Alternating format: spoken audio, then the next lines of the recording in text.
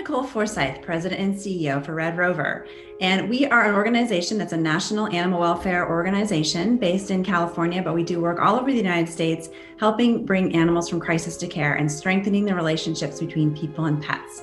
And we have three main programs: RedRover Responders, which helps temporarily shelter animals during natural disasters, other kinds of emergencies impacting a large number of animals. And it's kind of like the American Red Cross for pets. We have over 4,000 volunteers all over the country and parts of Canada that go and help set up temporary shelters and provide tender, loving care for those pets in an emergency.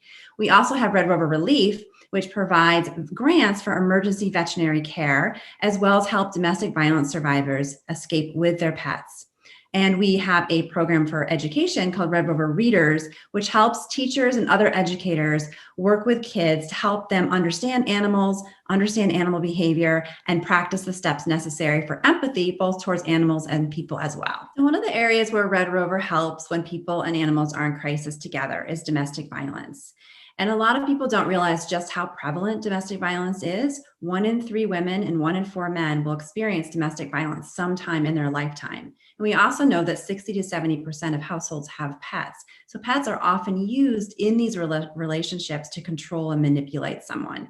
Sometimes they're just used to display, I'm the guy in charge, or I'm the person in charge, and they might not let you get vet care, or they might say, I'm going to get rid of the pet.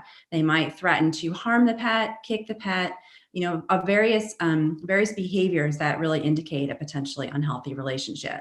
So if you think you or someone you know are in an abusive relationship, whether it's physical or psychological or emotional abuse, you definitely want to reach out for some help.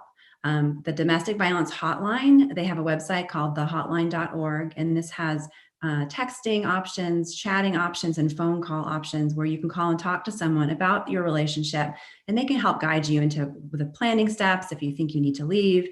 And if you do decide that you're going to leave this abusive relationship, make sure you've thought about both your kids and what's going to happen with your kids and your family, as well as your pets. And this is particularly important because of how much pets are used in abusive relationships to control you or the person who's being abused.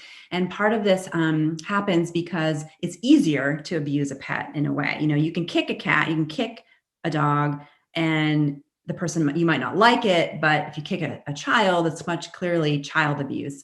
And so a lot of times abusers will use pets, maybe even more so than children, as a way to display their power and control. And they can use those pets to also get you to come back if you don't leave with them in the first place. So really important. We know that up to 71% of people who go into shelters report that their abuser has threatened, harmed, or killed their pets in an abusive relationship. So this is why this issue is so important to us. And we are helping domestic violence shelters become pet friendly. Right now, only 17% of them are. And then through a wonderful partnership with Purina called the Purple Leash Project, we're actually helping make more domestic violence shelters pet friendly. We have a goal that by 2025, 25% of them will become pet friendly. If you are seeking to escape an abusive relationship, we have a website called safeplaceforpets.org. And this website has all of the resources and contact information for programs that are in your area that can help pets with pets so that you can escape, your whole family can escape the relationship, and you won't have to worry about your pets.